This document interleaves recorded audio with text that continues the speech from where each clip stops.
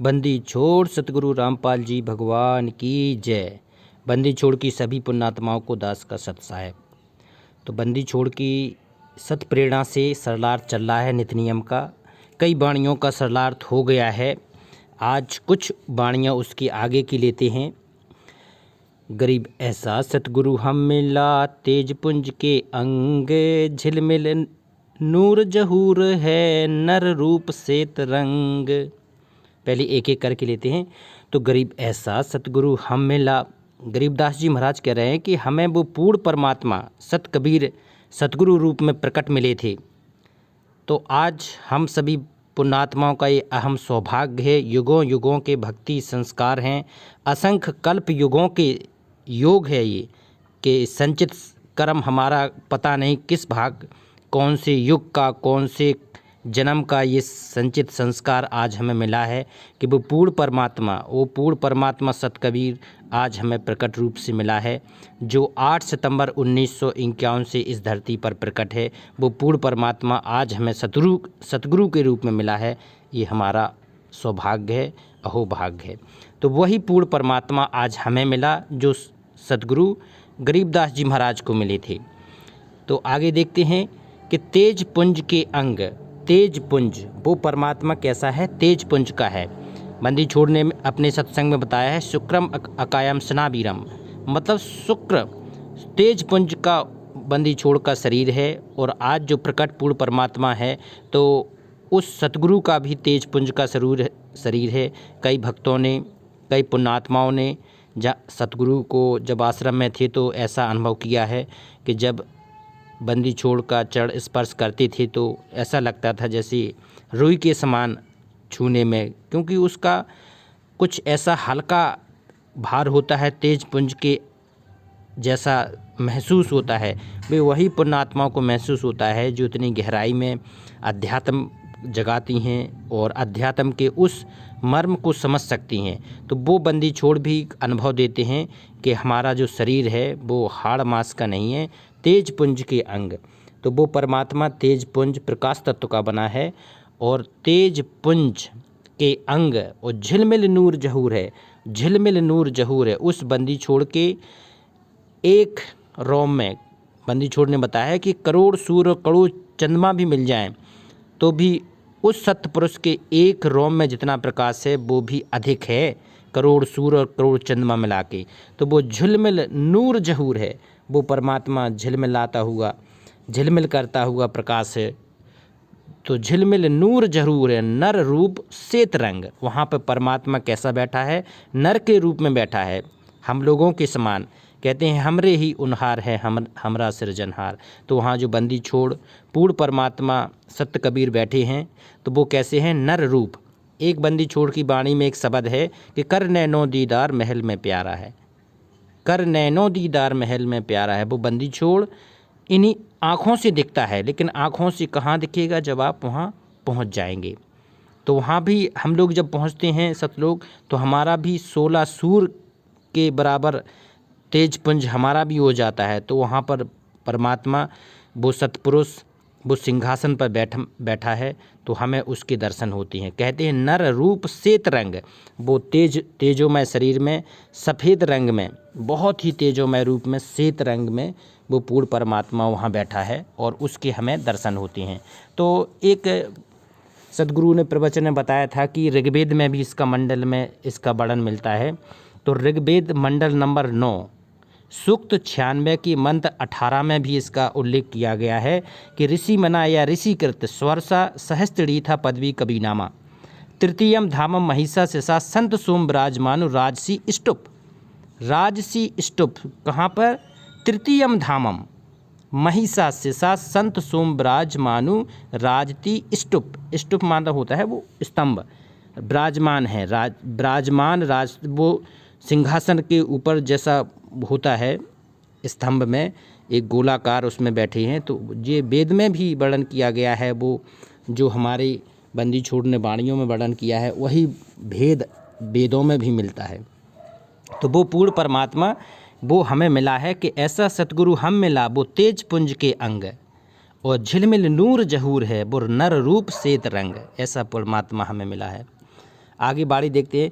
गरीब ऐसा सतगुरु हम मिला, तेज पुंज की लोए, और तन मन अर्पूं शीस को, होनी होए सो होए।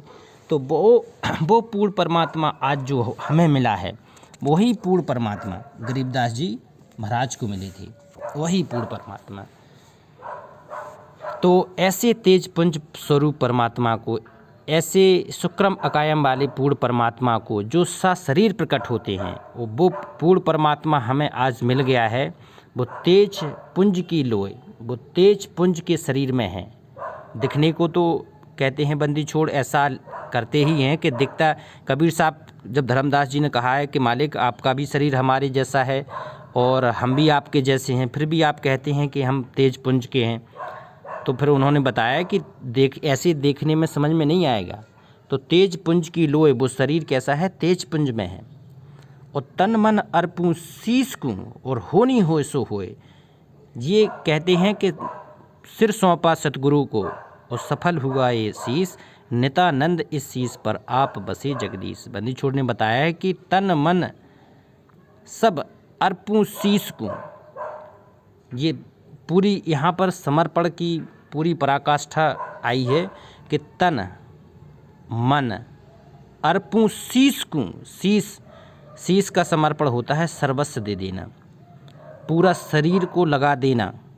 तन मतलब 24 घंटे पूरा तन किसके प्रति समर्पित हो, बंदी छोड़ के प्रति, बंदी छोड़ के पांचों यज्ञों के प्रति, बंदी छोड़ की साधना, नित्य नियम, रमैनी, संध्या आरती। मन 24 घंटा कहते हैं, मन कर्म वचन सुमरियो सोई। तो मन कर्म वचन से भी हमें उस बंदी छोड़ को याद करना है, तभी वो खुश होगा। अर्पूं शीस को, और सर्वस्व न्यौछावर कर देना है। कहते हैं अगर शीस भी चला जाए इस भक्ति मार्ग में, कि सिर सौंपा सतगुरु को और सफल हुआ ये शीस, और नितानंद इस शीस पर आप बसे जगदीश। तो नितानंद ने कहा है कि अगर सतगुरु की सेवा में सर्वस्व न्यौछावर हो जाए तो भी बहुत ही कम है।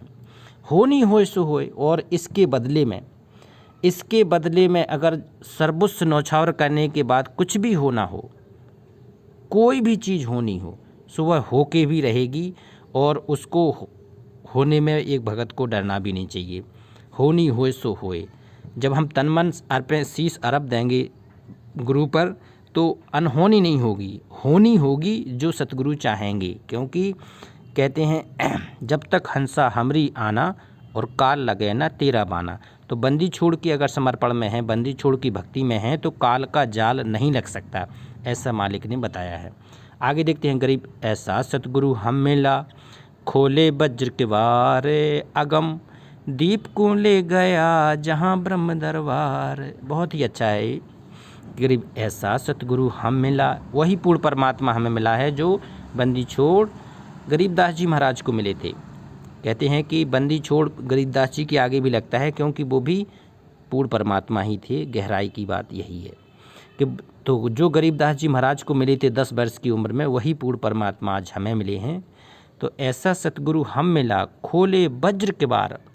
वज्र के बार को क्या होते हैं कि जो वज्र के बार पहले तो छोटे रूप में देखा जाए तो वही वज्र के बार हैं कि जो हमारी झूठ फरेब जो और जो गलत विचार गलत भाव भरी होती हैं वही नहीं छूटते हैं।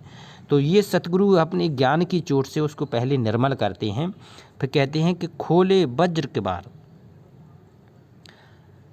अगम दीप को ले गया जहाँ ब्रह्म दरबार। तो ऐसा सतगुरु हम मिला, खोले वज्र के बार। कहते हैं कि जब जीव आगे बढ़ता है तो वज्र कबार, सबसे ज़्यादा जो हमें वज्र के कबार मिलते हैं वो है 10वें द्वार पे, जहाँ काल खुद बैठा है। ब्रह्मरंधन 10वां द्वार जैसी एक ब्रह्मांड में पार करते हैं, सतगुरु ने बताया है। तो उसको पार करने के लिए ब्रह्मरंध्र से निकल के होने जाना पड़ता है। तो ब्रह्मरंध्र को पार करते हुए तब आगे बढ़ता है जीव। तो उसके बाद उस दरवाजे को खोलने की साधना हमें आज बंदी छोड़ ने बताई है। उसको खोलने के लिए हम लोगों को सतनाम का बंदी छोड़ ने जाप दिया है और कहा है कि इस नाम से कहते हैं काल भी अपना शीश झुका लेगा। तो ये वज्र के बार भी वहाँ पे खुल के वो 11वें द्वार में पहुँच जाता है जीव। और 11वें द्वार उससे बाद 11वें द्वार को बाहर करेंगे तो वहाँ पर अक्षर पुरुष का लोक आता है। तो वहाँ से पार करते हुए आगे अगमदीप को ले गया। तो कहते हैं खोले वज्र किवाड़, वो वज्र किवाड़ सतगुरु ही खोलते हैं। अगर सतगुरु ना हो तो भगत आगे बढ़ ही नहीं सकता है। कहते हैं कि जब यहाँ से सभी देवताओं को ऋण चुकाते हुए हम त्रिकुटी पे पहुँचेंगे तो त्रिकुटी पे सतगुरु, पूर्ण परमात्मा सतगुरु के रूप में मिलेंगे। तो वो आगे की यात्रा भगत को बिल्कुल भी चिंता की ज़रूरत नहीं है, क्योंकि वो वज्र किवाड़ खोलने का काम जो होता है वो सतगुरु ही करते हैं एक भगत के लिए, भगत को आगे बढ़ाने के लिए, भगत को पार करने के लिए। क्योंकि बिना सतगुरु के आगे की यात्रा संभव ही नहीं है। तो कहते हैं कि उस बंदी छोड़ ने आज हमें सतगुरु रूप में प्रकट होकर मिल के हमें वो आगे का रास्ता बनाया, जिससे हमारे वहाँ पहुँच के वज्र के किवाड़ भी वो परमात्मा खोलेंगे।